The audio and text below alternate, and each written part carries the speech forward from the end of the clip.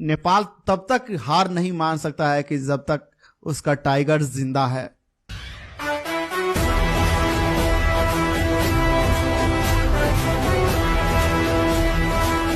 भाई साहब, आज का मैच एकदम से टांके की टक्कर मिला था नेपाल को। जिस तरीके से यूएई ने जोरदार रन रेट का टारगेट दिया था, 164 रन बनाकर नेपाल को 165 रन मारने थे। और जिस तरीके से नेपाल की जो शुरू में ही लगातार विकेटें चले गई 3 ठो, और सबसे मेजर विकेट था कुशल मल्ला की, जो कि 0 पे आउट हुए हैं। वो भी जो क्या कहते हैं रनिंग करते हुए रन आउट हो गए हैं।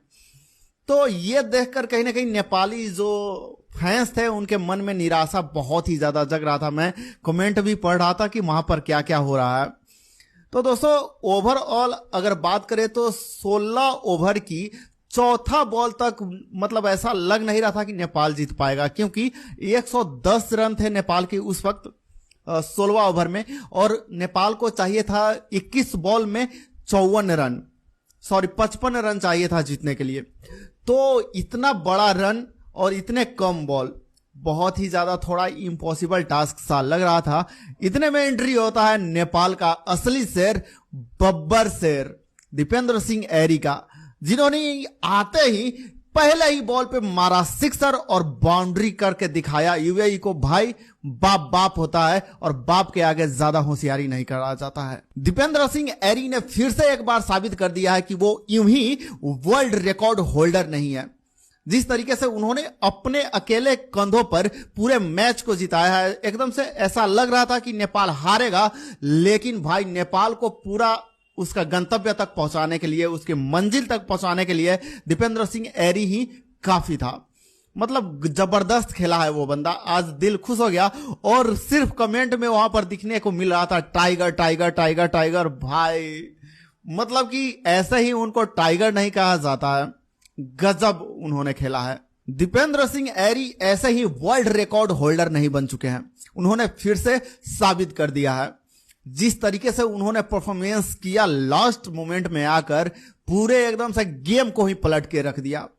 भाई ऐसा लग नहीं रहा था कि नेपाल जीतेगा, जिस मैच को उन्होंने जितवा दिया। सिर्फ अपने दम पर 40 रन उन्होंने बनाया, जो कि नेपाल इम्पॉसिबल सा लग रहा था जीतने के लिए, तो वो चीज पॉसिबल कर दिखाया दीपेंद्र सिंह ऐरी ने। जब मैं कमेंट बॉक्स पढ़ रहा था, सामने लाइव जब चल रहा था OSR स्पॉट पे, तो वहां पर कमेंट में सिर्फ यही लिखा आ रहा था कि टाइगर टाइगर टाइगर टाइगर। भाई सिर्फ टाइगर ही टाइगर आ रहा था। तो टाइगर वाले सच में उनमें वो चीजें हैं, उनमें वो स्ट्रेंथ है टाइगर का, कि सभी लोग कह रहा था कि भाई टाइगर का आना अभी बाकी है। और वो नेपाल तब तक हार नहीं मान सकता है कि जब तक उसका टाइगर जिंदा है। और सबसे हंसी की तो बात यह है कि जब दीपेंद्र सिंह ऐरी छक्के जड़ रहे थे तो यूएई को भाई चूल मच रहा था। बहुत ही ज्यादा उसको वो होता है ना, लग रहा था पिन चुभ रहा था भाई।